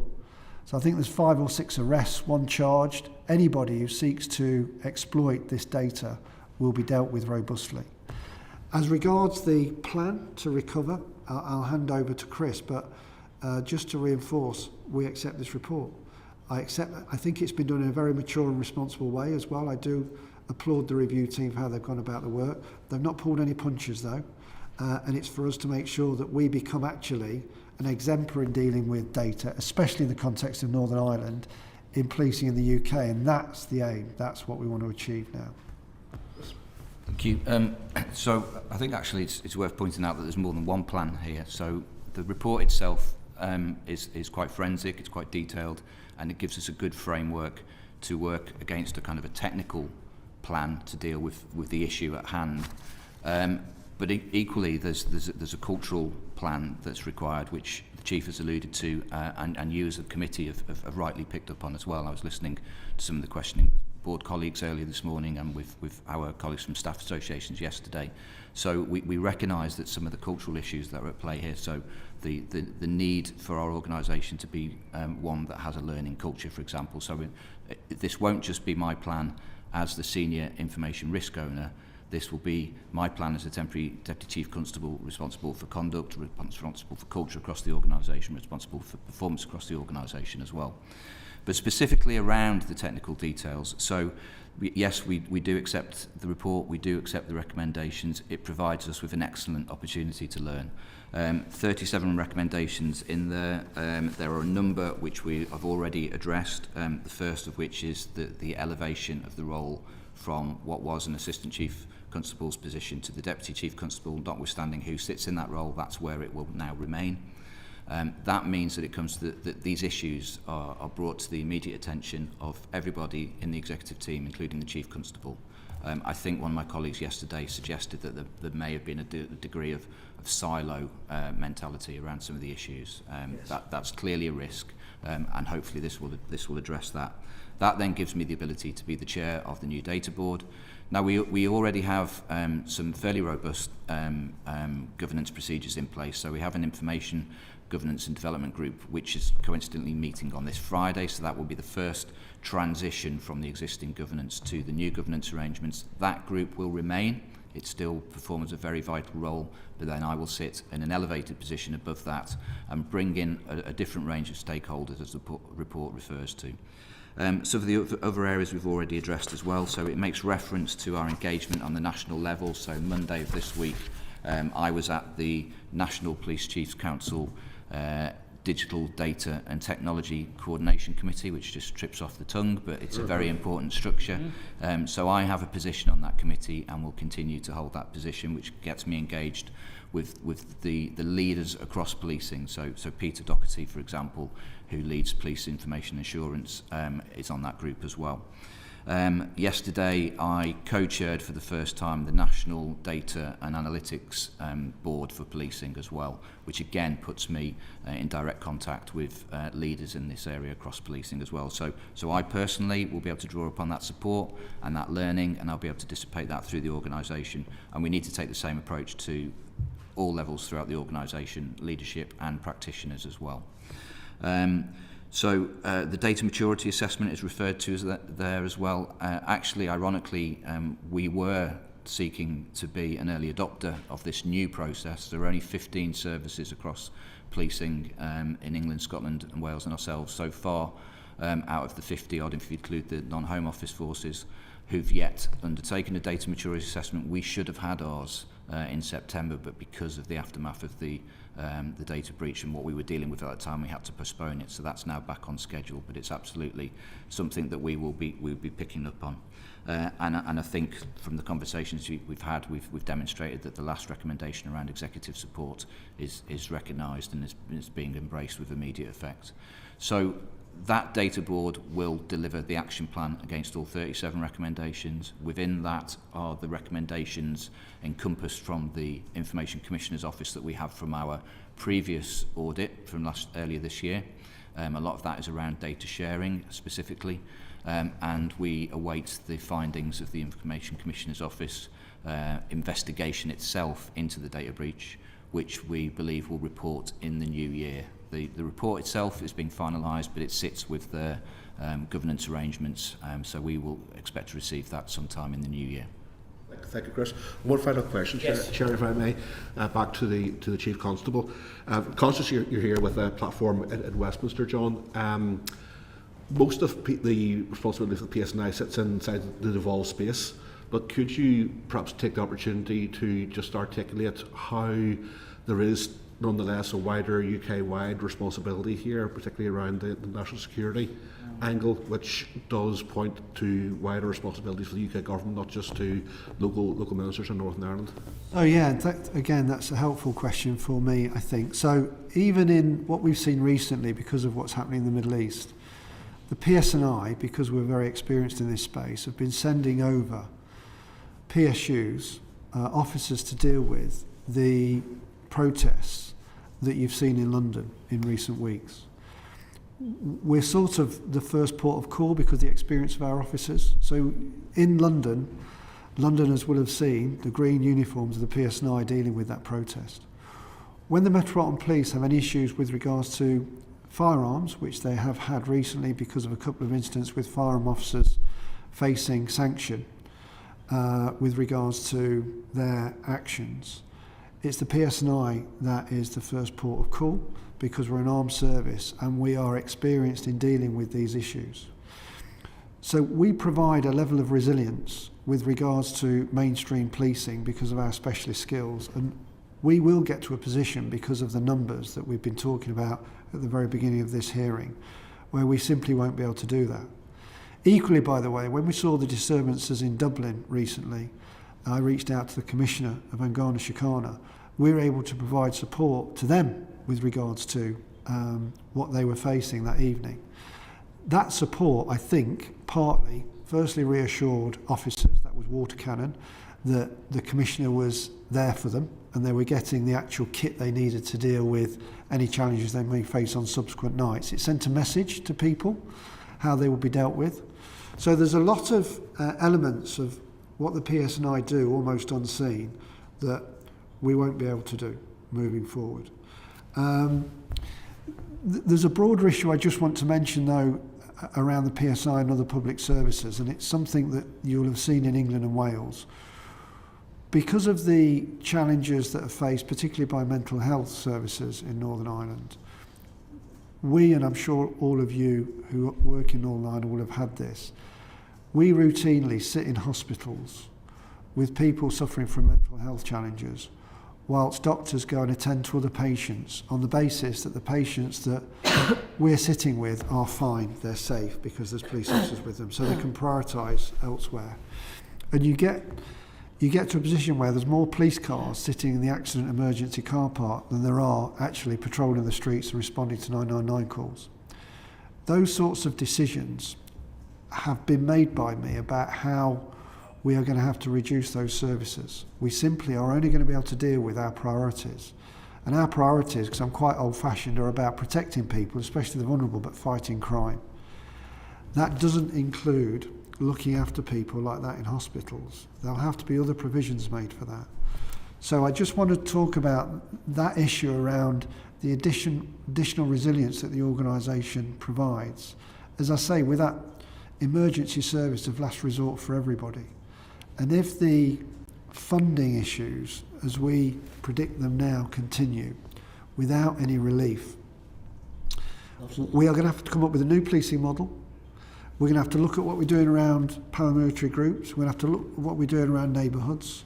We're going to have to look at what we're doing around national security issues, because you can only do so much with so much. So we will understand where every single resource in the PSNI is, and we'd already started this work to redesign operating model to work at 6,358 officers at the end of March, below 6,000 officers at the beginning of 2025, which for me is untenable.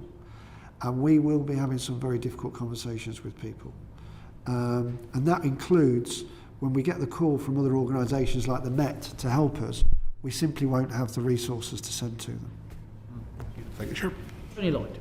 Thank you, Chair. And can I say, Chief Constable, it's great to welcome you here, and congratulations. But actually, can I also thank you for the very candid way that you've answered questions so far, and the wide-ranging remit that the committee's taken this morning on what could have been a much narrower brief, but nevertheless, your comments, I think, are very helpful and informative for this committee.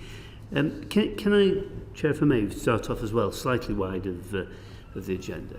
On this issue of recruitment, you've very strongly emphasised the very low levels now that the PSNI are operating with, and I can recognise, I think we can all recognise that forces choices that, frankly, you and your leadership team should not have to make.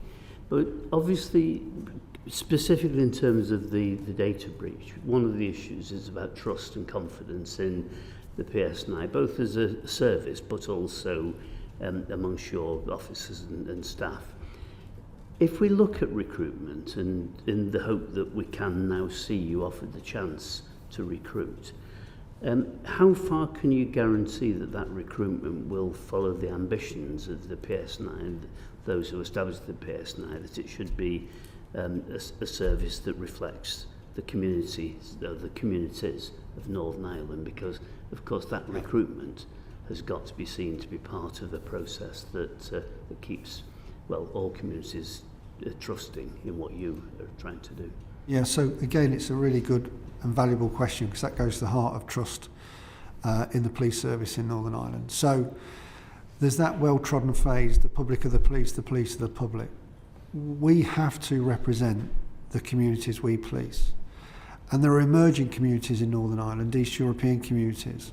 Obviously, there's the predominant communities, the nationalist, unionist communities, Catholic, Protestant communities, and Patton, and I've spoken to Lord Patton on a number of occasions about his work. That provided the direction around the 50-50 recruitment, and I've already had a number of people raise with me, if we do get the recruitment tap turned on, just your question, sir, how are we going to make sure that that recruitment reflects the broad church of different communities in Northern Ireland? And I think, again, if I'm honest, that's about leadership. So I faced this problem previously around Black and Asian communities and a mistrust of the police when I was the Chief Constable of Bedfordshire. And we went from being the lowest as far as representation of Black and Asian community police officers is concerned, one of the lowest forces in the country, to the second highest. That wasn't through any statutory responsibility to have 50-50 recruitment. That was through speaking to those communities, listening to their concerns and working with them to provide them with reassurances. This is linked to the data breach because specifically the nationalist or Catholic community will feel, I think, more vulnerable and concerned about the data breach than some other communities, it's been suggested to me. So we've got to work even harder to make sure that we can absolutely reassure people that this sort of data breach, this sort of failing, will never happen again, and that we literally become the example across the UK landscape for how data should be held. And we should be that example anyway because of the risks in Northern Ireland. So as I've already mentioned today, around physical risks we're excellent, but the culture doesn't move to how we manage that data. And there's 3 key principles that stuck out from the report for me about, if you like, the support mechanisms, how we look after our people, how we look after our finances, and we also have to include now how we look after our data, because of the amount of information that we hold that is so sensitive. And to get the trust of our communities around victims that I've mentioned already, we need to demonstrate that we are, you know, we're the safe custodians of that information. Around recruitment though, and I raised this yesterday with Archbishop Eamon Martin, I've raised it with politicians. I'm currently open to any ideas around what is the bespoke set of answers for Northern Ireland. And that's not just, we're just over 30% of our officers are currently from the Catholic community. Interestingly, because of our retirements, which are around 60 to 70, as I say, a month, they're predominantly Protestant officers. So when you look at the figures, there is sort of a misrepresentation, because we're not recruiting at the moment, how we're managing to maintain that sort of number of Catholic nationalist officers. So it's something that we've started to focus on. I've spoken to our HR lead about it, and we're scoping as to how, when we get the green light to recruit, how we best do that. Okay. And I think there are a number of things that we will be looking to do, but certainly it'll be reaching into those communities directly. And an example of what we did with regards to Black and Asian communities, because they didn't have any families in the police, it sounds quite a simple thing, but when they looked at the application form and it's called the national search process to join the police, because they didn't have any family members or friends, they didn't know the language for the application form. They didn't know about the competency process to join the police service, whereas sons, daughters, relatives of police officers do. So we did workshops over weekends and we brought them in. And I described it as levelling the playing field. So those sorts of measures that don't require statute to direct that we have to have percentages of recruitment, I think can be very successful, and they're the sorts of things that we'll be exploring and seeking to do. Thanks. More focus, more narrowly, if I may. Obviously, the data breach resulted through an FOI request. One of the recommendations from the review is there should be one standard operating procedure around FOIs, as well as that the guidance around it should be more, quote, user-friendly. Yeah. And the third part to my question would be this. What steps are you taking to revise the guidance on safe data extraction? If I can put those technical questions, though, in a final context, one thing that the Chair has been very keen to pursue is whether, in fact, you can reduce anyway the number of FOIs, a lot of which are generated internally, and a lot of which, perhaps with greater transparency, could be simply resolved in the first place. So I'll deal with the last issue first of my FOIs, then I'm going to move on to the issue of standard operating procedure and some of the remarks in the report. So still fairly new in the organisation, and some of this links to the cultural audit that we've shared with the policing board, we've socialised with the staff associations and then shared with all of our staff. And that cultural audit, by the way, involved some 4,000 members of our staff answering questions about what it feels like to be a member of the PSNI. And broadly, it felt like, to me, reading it, there were 2 organisations. There's the front line, really important for me, really values-driven. They're doing this job because they care. I mean, it really was. It came off the page. Lots of discretionary effort. So they will do whatever it takes. They'll stay as long as they have to stay to make sure jobs are finished. Real sense of brigading together. So if there's a crisis, if they face something extraordinary, whatever needs to be done will be done. There's a can-do approach. Interestingly, what also came out of the audit is this sense that they're not supported, that there is a fears culture, that if they make mistakes, they face punitive action, disproportionate action. And by the way, when things are escalated in the misconduct arena, it disables an organisation because people can't move, people can't get promoted, and it just clogs up it's like cholesterol, it clogs up the organisation. But a sense of this fears-driven culture, no forward planning, no modernisation in the organisation. So it's almost like we've got the front line, everything looks pretty healthy and good, and from the leadership, there's some work to do. Freedom of information requests, I think, are one of the areas that the cultural audit sort of, there's an underlying message around. We have staff associations who are not involved in the preparation and moderating of our promotion processes. So when a promotion process happens, those organisations ask lots of questions through FOIs. If we involve them in those processes, if they're moderating those processes, if they help it, their members tell them what was wrong with the last process, we will save ourselves a lot of heartache. And I did watch Warren yesterday from NPCC giving some evidence to you about the number of FOI requests that his organisation does.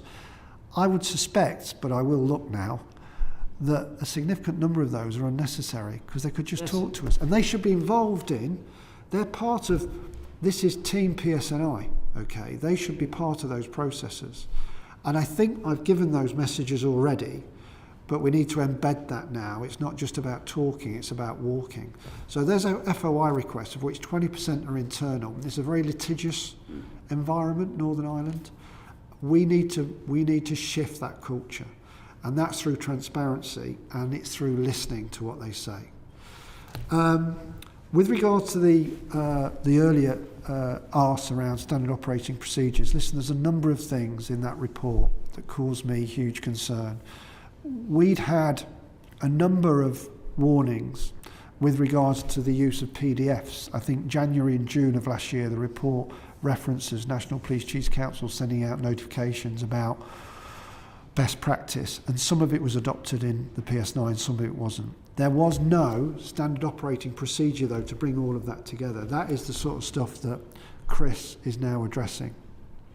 And what I would say is this, and I'm going to do a message for the organisation before Christmas. It feeds in a little bit to what I've already explained, but data is everybody's business. It's not just for that part of the organisation that manages FOI requests. This whole experience has shaken the organisation. And I think we all now know, even beyond the recommendations in the report, that we have got to be far more alive and focused on how we manage data. For me, the report was really about organisational leadership to make sure that we prioritise this. We make it business as usual within the organisation. It's about making sure that we have processes that work and that are reviewed and examined, audited and monitored. It's about making sure we have the right people in this part of the business. There's some bespoke skills I think that we potentially need, and I'm very conscious around the police staff organisation around roles and functions and protecting their staff, but I think we might need some specialist help that we currently don't have. And then it's about making sure that the end-to-end business of how we deal with freedom of information requests, subject access requests, that we review it. And we review it regularly to make sure that every single component part is working properly. I do think, and I know the SAP system, the HR system is at end of life and probably was some time ago. It's just been patched. I do think there's something about spending to save in technology that would prevent that disclosure that occurred simply because the technology would not have allowed that document to go out. It would have stopped it, as opposed to human alertness. We need to embrace the technology more, and there's a culture currently, because of security, ironically, that is nervous of technology. And I think we need to change that, because the technology can be our friend. And I've spoken to others, chief constables and other technology leads in the NPCC sort of family, and they're doing stuff around redaction tools we're not using because we're fearful of them. Well, I think we've got to modernise some of that thinking. We want proof of concept because of the specific risks in Northern Ireland, but we've got to embrace these technologies. but I'll ask Chris to deal with. I'll just add a couple of brief things, if I may. So around the FOIs, I think there's 2 points to that really. One is that people shouldn't have to ask the question wherever possible because the information is already available to them. Yes. So that's the transparency. That's internal and external as well. So we need to put more stuff on our website so that journalists and academics can access the material that they need to for their research. This is actually something that was highlighted under a previous ICO inspection around our, and actually a threat of enforcement action around our failure to meet our statutory requirements to return FOIs within the requisite time. We did a lot of work there to improve our systems, and we recognised then that actually if we reduce the demand, we help ourselves. But it probably goes back to that earlier point about the risk of a siloed culture when the responsibility sat in one part of an organisation, whereas now it sits at the top of the organisation, so we can look across the whole of the organisation and help that along. But we need to not only make the information available to people, but we need to change the culture in the organisation so people don't feel the need to ask for it because they trust the processes, as Mr. Voucher just alluded to. So there's a couple of things there that we will definitely be working on. And around the SOPs, I think the report highlights that it's not so much that the detail within the SOPs was not correct in any way, but they were just very lengthy, difficult documents to work through. And this probably goes to the culture of litigation that we defend against. And we don't want to throw the baby out with the bathwater, but if you spoke to our comms team, they would tell you that if we put a video out on our website for our staff to read, there'll be a drop-off point after a certain period of time. And the attention, will fade because people are very busy. So nobody is going to read 20 pages of a standard operating procedure. If they can read one page and get the key points, then there's a better chance we'll change the culture. That doesn't mean that we hide the other 19 pages away. We keep them available as well, but we present the facts up front, I think is where we need to get, so that people across the organisation are embracing the changes that are required and understand what those changes are.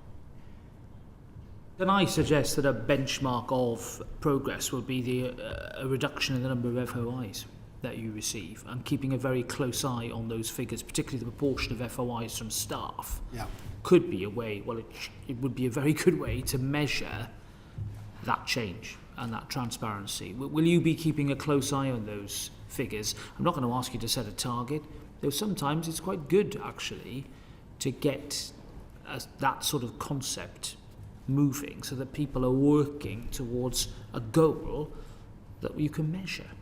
So I understand what you're saying, Chair. I am very alive to the internal issues around FOI, around civil actions, and I think that all goes to trust. So this cultural audit that was done April, May this year, which predates the Schofield judgment that talks about the Omar Road case, predates the data breach.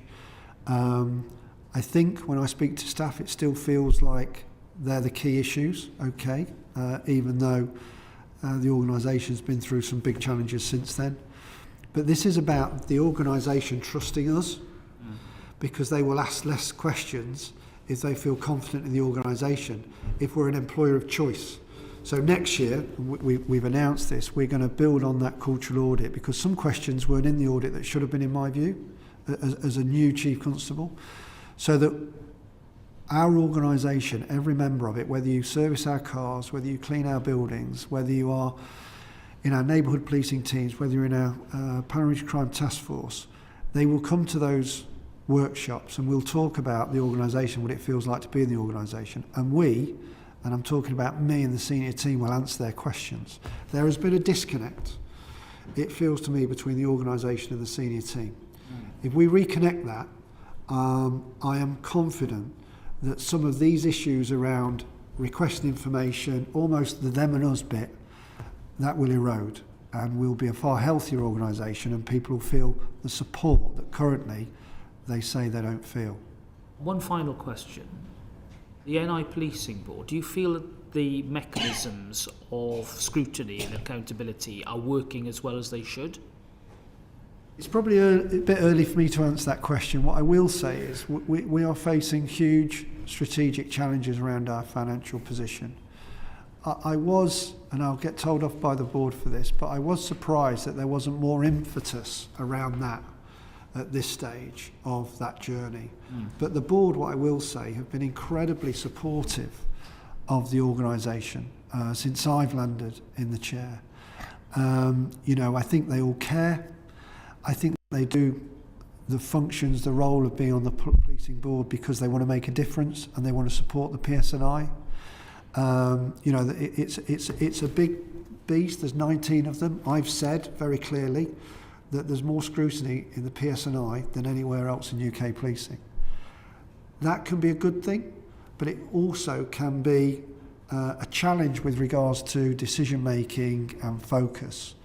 But listen, from my experience of the board so far, I've got nothing but positive things to say about the board's intentions towards the PSNI. They've been trying to help us since I've been there.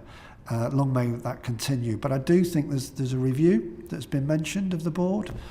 I'm a great believer in continuous improvement, independent reviews.